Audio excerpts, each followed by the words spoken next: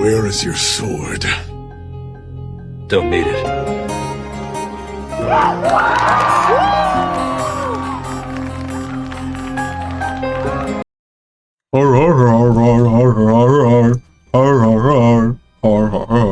Am I going to sit here and call Five Nights at Freddy's a bad movie?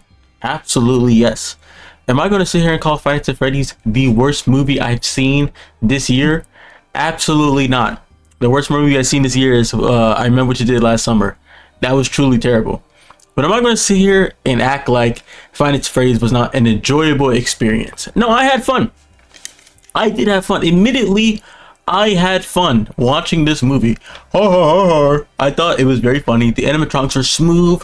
I didn't know MatPat was in this movie at all.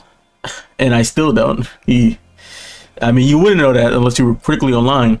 The Corey Kitchen feature was funny.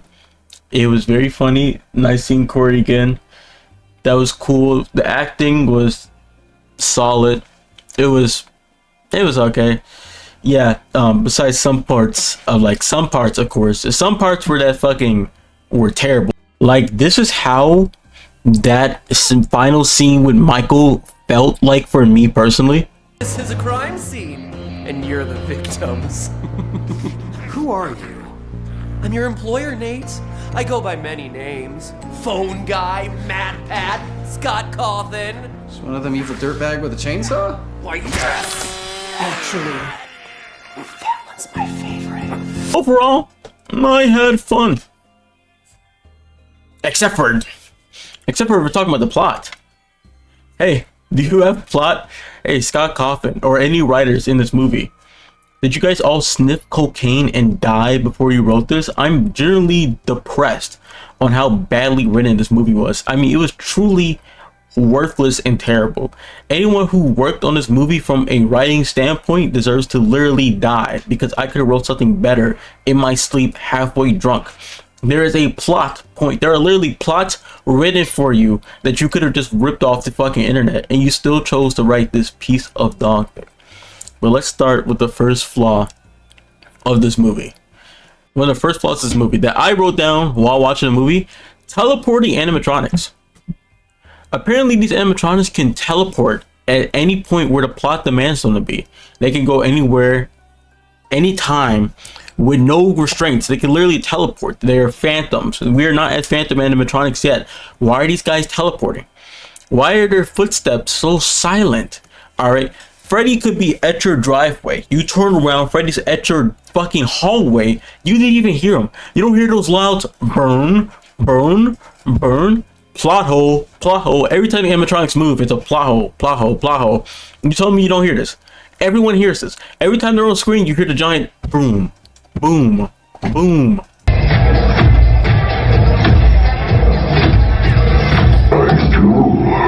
Boom. But when they're not on screen, everyone's ears are turned off, and all of a sudden, animatronics are just allowed to sneak up on you.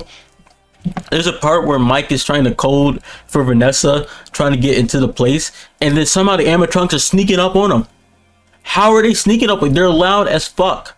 They're loud as animatronics. Every time they move, you would hear them somehow, and then somehow the animatronics sneak up on them, and they don't choose to kill him until the plot allows it. Kill him, kill him, kill him, kill him, kill him, kill him, kill him, kill him, kill him, kill him, kill him, kill him, kill him. Apparently, they cannot kill him. They can't kill him unless the plot demands or allows them to kill. So whenever the plot allows them, they can move at supersonic speed. But if that wasn't happening, there would be no movie. Write your movie better then. Is it that hard? Second, our MCs, our main characters, Vanessa and Mike, had to be the worst main characters ever. Not in acting aspects. I think the acting was fine. Pedro Pascal, and I just now noticed this, Beck Guinevere from You, which I think is hilarious. That actor, Pedro Pascal's lookalike, and Beck Guinevere from fucking You were actually decent. But our MCs were so dumb in this movie. They were actually terrible. Like, think about what they were doing in the plot. They were basically going to point A to point B with no plan. It was like, oh, we need to go here immediately to stop this.